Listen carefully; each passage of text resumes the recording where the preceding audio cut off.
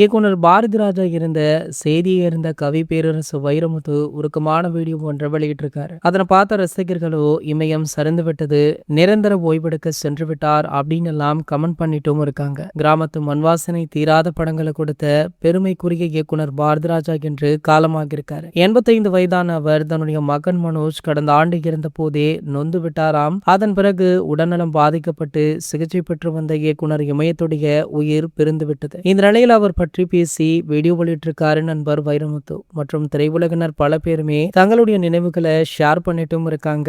அது மட்டுமல்ல, தற்போது சென்னையில அவருடைய இல்லத்துல இவருடைய உடல் மரியாதை செலுத்துவதற்காக வைக்கப்பட்டிருக்கு. அங்கு நேர்ல வந்த பிரபலங்கள், ரசிகர்கள், பொதுமக்கள் அப்படின்னு பலருமே அஞ்சலி செலுத்திட்டு இருக்க வேளையில சற்று முன்னர் நடிகர் சூர்யா, இயக்குனர் மிஷ்கின் போன்ற பல பிரபலங்களுமே அஞ்சலியை செலுத்திருக்காங்க. இந்த நிலையில பாத்தீங்கன்னா காலை முதலாளாக வந்த முதல்வர் விஜய் அவர்கள் இயக்குனர் பாரதிராஜா அவர்களுக்கு அஞ்சலி செலுத்த விட்டு சென்றார்.